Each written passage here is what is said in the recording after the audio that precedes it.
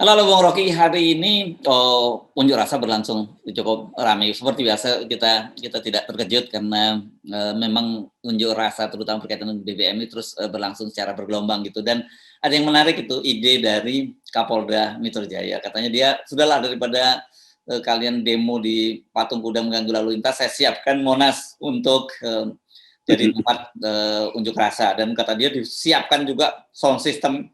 Ya, panggung juga disiapkan, pokoknya nggak perlu datang pakai mobil komando dengan datang teriak-teriak gitu. Saya teringat seperti di Taman Hyde Park di London gitu ya, taman terbesar di sana orang biasanya selalu memusatkan perhatian situ. Tapi saya bayangin keren juga ya, karena kalau toanya cukup kalau kalau pengeras suaranya cukup besar, sound system gede kan sampai juga ke depan istana gitu. Oke, jadi bisa tiba-tiba power plant-nya dimatiin tuh. Iya. Tapi tetap itu ide bagus juga tuh ya. Jadi kan hanya Monas sebagai ruang politik kan dulu saya sebut itu apa namanya itu monumen akal sehat Monas itu. Ya. Pada waktu 212 berkumpul di situ. Tapi yang jelas ada upaya untuk saya lihat juga di beberapa daerah itu mulai ada kekerasan. Di Bandung kemarin itu dikerasi oleh polisi itu. Jadi bagus kalau memang polisi paham bahwa kanal demokrasi itu mesti disediakan. Nah, kalau misalnya kanal demokrasi disediakan, itu artinya oposisi akhirnya diakui itu kan. Kan begitu aja tuh. Jadi kalau dalam 2 minggu ke depan demonstrasi itu berlangsung tertib di Monas, tentu orang akan minta juga berlangsung di Papua, berlangsung di Aceh, berlangsung di Makassar, berlangsung di NTB itu. Sehingga bisa dibikin Monas-Monas kecil di situ tuh. Tapi intinya adalah keresahan publik ini harus disalurkan tuh, supaya tidak tumpah jadi berantakan di jalan raya. Nah, kita mau hitung sebetulnya apa siasat dari kekuasaan sehingga timbul ide Monas itu. Karena selalu orang mencurigai ini kok tiba ada Monas, jangan-jangan di bawah Monas sudah disiapkan gas air mata tuh, terus dia keluar dari pori-pori yang ditanam gubernur di situ tuh. Jadi sekali lagi nggak mungkin dicegah karena itu udah siapkan aja salurannya tuh. Tapi yang lebih penting ada speaker di situ, nggak ada gunanya juga kalau begitu ada demo lalu Pak Jokowi minggat lewat jalan belakang pergi ke Kalimantan. Jadi itu intinya tuh. Nah, mumpung persiapan demo masih dimulai, tolong mahasiswa pertimbangkan nih tawaran dari Pak Kapolda tuh. Jadi mulai aja besok itu kumpul di Monas dan nggak boleh lagi ada kawat berduri di situ. Biarkan semua orang masuk di situ tuh. Dan jangan bilang kapasitasnya cuma buat 1.000 orang, jangan bohong. Itu orang bisa demo sampai ke puncak Monas kok. Itu ada lift naik ke atas Monas. Jadi sekali lagi peristiwa-peristiwa yang kita alami sekarang itu menunjukkan arah perubahan yang bakal dipercepat.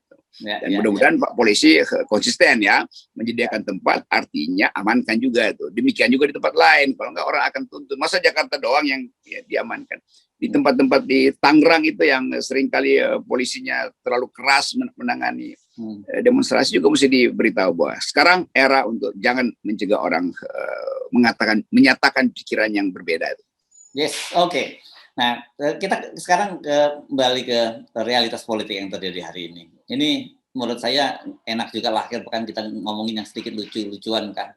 Ini berkaitan kemarin ada Dewan Kolonel, tiba-tiba sekarang muncul Dewan Kopral. Yang ini di konflik internal di pendukungnya Ganjar dan pendukungnya Puan lah, begitu ya. Ini saya kira sebenarnya ini lebih pada dekonstruksi lah begitu ya kalau tidak.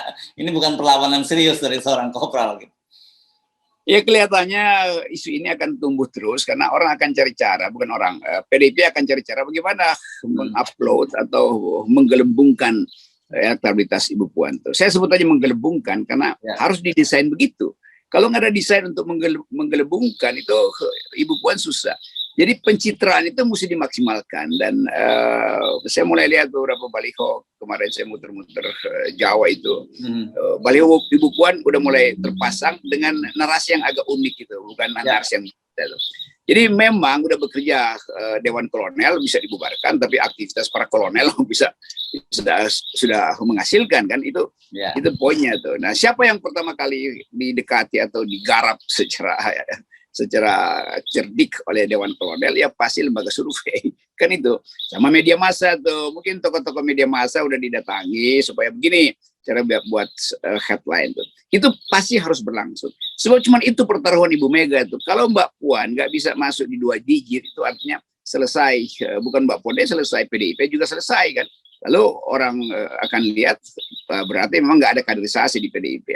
Pada saat PDIP mengalami kegagalan kaderisasi, ya Pak Jokowi poinnya naik kan, lalu Pak Jokowi balik lagi ke Ganjar misalnya. Jadi ini intip mengintip sebetulnya. Nah kalau begitu nanti betul tadi udah ada Dewan Kopral, nanti ada Dewan Letnan 2, Dewan Letnan 1. Lalu kita mulai anggap ini sebagai ya bunga-bunga di dalam upaya untuk melejitkan seseorang. Nah pada saat yang sama tentu Pak Jokowi mulai mengintai kelemahan-kelemahan PDIP. Jadi bukan kita ngomporin Pak Jokowi berantem dengan Ibu Mega, tapi basisnya itu akhirnya Pak Jokowi ingin rejim dia ini diteruskan dan bahkan diselamatkan ke depan, sementara Ibu Mega merasa bahwa ini adalah era terakhir PDIP. Kalau nggak ada Mbak Puan, nah udah selesai. Karena nggak mungkin Ibu Mega berumur dan di usianya sekarang itu masih harus memikirkan bangsa. Jadi kaderisasi memang harus dimulai tahun ini sesuai dengan yang diterangkan oleh Ibu Puan bahwa tahun politik tiba lebih cepat. Ya, ya. Tapi saya melihatnya sekarang yang Bung Rocky ini justru bukan lagi hanya sekedar kubu Pak Jokowi dengan face dengan Ibu Mega, tapi sekarang kelihatannya justru ada 3 kubu lah, tinggal kubu Ganjar sendiri. Karena Pak Jokowi kan juga masih memelihara mimpi itu sendiri kan, kemarin dengan wakil presiden, atau kemudian yang seperti disebutkan Bahlil masih terus menghidupkan 3 periode. Sementara Ganjar juga melihat ini potensial juga nih, apalagi kemudian ternyata relawan-relawan dia cukup solid gitu. Iya, di ujungnya nanti Ganjar akan tetap punya ambisi dan akan ada orang yang meyakinkan udah Ganjar tetap harus ada di radar pertama Pak Jokowi. Nah, kalau Ganjar masuk di dalam radar itu, lalu ada Pak Prabowo juga yang radarnya juga harus ditangkap oleh Pak Jokowi kan. Jadi memang kesulitannya sekarang ada Pak Jokowi. Mestinya dipilih aja satu kan. Saya ingin agar Pak Prabowo melanjutkan kepemimpinan saya. Maka selesai problem tuh. Itu artinya konsekuensinya Pak Prabowo akan bersaing dengan Puan. Maka seluruh perjanjian batu tulis udah hapus saja tulisannya kan, karena nggak ada gunanya lagi itu. Demikian juga kalau Pak Jokowi putuskan Ganjar aja tuh, sehingga Pak Prabowo langsung bikin perlengkapan sendiri untuk bersaing tiga calon nantinya ke depan. Tapi Pak Jokowi kan nggak pernah kasih sinyal yang jelas siapa yang akan menggantikan dia tuh. Memang juga nggak penting-penting amat, tapi dari segi Pak Jokowi itu penting untuk menjaga dia setelah dia lengser. Jadi itu kesulitan Pak Jokowi sekarang. Jadi pusinglah beliau. Tapi kalau dari sisi kalkulasi politik, menurut Anda buat Pak Jokowi saat ini paling menguntungkan kalau menggandeng Pak Prabowo ya ketimbang Ganjar ya? Iya, secara rasional, pragmatis sudah pasti Prabowo lebih memungkinkan. Dia udah punya threshold dan udah berteman dengan Pak Jokowi. Pak Jokowi tahu bahwa dia dulu musuh tapi sekarang sahabat, kan lebih aman sebetulnya kan. Tinggal diyakinkan pada mak-mak bahwa Pak Prabowo memang akan timbul tenggelam bersama rakyat. Kan itu kan. Jadi kalau masih menunggu ya, potensi siapapun, sehingga kalau udah jelas dan Pak Prabowo juga bisa tidak sabar menunggu dukungan Pak Jokowi kan. Ini tinggal soal wakil presidennya siapa itu.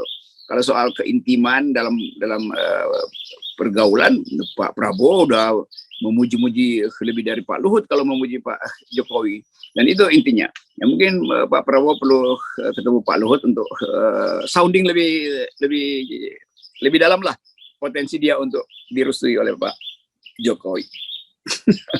Ya, tapi bagi kita ini tentu kabar baik ya, karena mereka ini kan seperti yang dikatakan oleh Hasto lah itu, dan terus kemudian dia membantahnya soal bahwa idealnya dua pasang saja gitu kan, kita sudah tahu. Tapi dengan konfigurasi sekarang ini kan udah tidak mungkin kelihatannya kalau cuma hanya 2 pasang saja gitu. Ya, yang ideal itu udah pasti keinginan PDIP karena PDIP merasa dia bisa menang, atau keinginan Jokowi karena Jokowi merasa dia pasti bisa menang. Tapi politik bukan cuma urusan PDIP dan petugas partainya tuh, ada poin-poin baru, ada masalah lain yang ingin dilihat rakyat, bahwa persaingan itu harus betul-betul datang dari kesungguhan untuk membayangkan Indonesia yang lain, bukan Indonesia yang diwariskan oleh Jokowi. Pasti ada poin itu kan, nggak bisa persaingan itu hanya untuk memilih siapa yang akan meneruskan Pak Jokowi. Nggak bisa begitu dalam demokrasi. Harus ada pihak ketiga bahkan yang mungkin berbeda sekali dengan desain ekonomi politik Jokowi, desain cara bernegara tuh. Itu soalnya. Dan oposisi bersiap-siap untuk mencari pihak ketiga. Karena yang di dalam itu semuanya dianggap ya itu cuma penerus Jokowi. Ya. Oke, tapi kalau lihat perkembangan terbaru ini berkaitan dengan Ganjar ini, menurut Anda kesimpulannya apakah mereka ini sudah final? Itu kalau PDIP jelas final, dia tidak mau Ganjar. Tapi Ganjar sendiri, apakah kalkulasinya dia juga akhirnya pada satu kesimpulan dia akan ya melihat potensi itu kalau dia bertahan di PDIP juga dia nggak akan dapat apa-apa, lebih baik dia melawan gitu. Ya Ganjar melawan, tapi perlawanan Ganjar kan ditentukan oleh uang dan headline tuh. Jadi satu waktu ketika Jokowi nggak lagi sebut-sebut nama Ganjar, ya nggak ada lagi pers yang memuat nama Ganjar. Itu gampang aja kan. Jadi sinyal itu penting tuh. Nah, pada saat itu Pak Prabowo merasa oke pasti ke dia tuh. Tapi jangan salah, Pak Prabowo punya potensi juga Ibu Puan, tapi potensi oposisi juga ada. Kenapa? Karena keadaan yang berantakan hari ini. Dan rakyat akan lihat bahwa ya udah, sebutkan aja istana itu calonnya 2, tapi kita punya calon sendiri tuh. Kan itu enaknya tuh. Demokrasi mesti begitu, dan itu yang sedang terjadi tuh. Kalau kayak gitu kita karena sudah muncul Dewan Kolonel, Dewan Kopral, saya kira kita tunggu Dewan apa tadi? Dewan Prajurit lah saya kira Bung Rocky yang ini. Dan prajurit itu artinya rakyat dalam hal ini. Nah, kalau kita disebut Dewan Rakyat tentu istilahnya juga berbahaya tuh. Tetapi kita juga berbahaya. Bahwa memang pada akhirnya politik Indonesia itu harus dikembalikan pada kedaulatan rakyat. Ya. Kan yang di atas itu kaca semua. Kalau kita kayak masuk toko, tiba-tiba kita lihat etalase yang tadinya cemerlang itu udah bulukan karena nggak pernah lumutnya atau kerak-keraknya nggak dibersihkan, lalu tersenggol berantakan. Jadi harus ada cermin baru tuh, tempat kita melihat masa depan itu. Dan masa depan itu memang ada pada keinginan rakyat. Dan keinginan rakyat itu adalah sunatullah, itu adalah hukum sosiologi, itu kira-kira poinnya. Ya. Ini enak nih dengerin kita ngomongin soal rakyat, tapi terus kemudian di belakang Anda dengar suara burung yang berkicau tak henti-hentinya. Iya.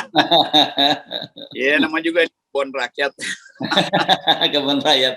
Oke, baik, terima kasih Bung Rocky. Kita silakan saja Dewan Kolonel, Dewan Kopral beradu argumentasi atau bahkan bertempur, kita tetap setia pada Dewan Rakyat melalui 0%. Ya, kicaukan terus 0%. Yes, oke.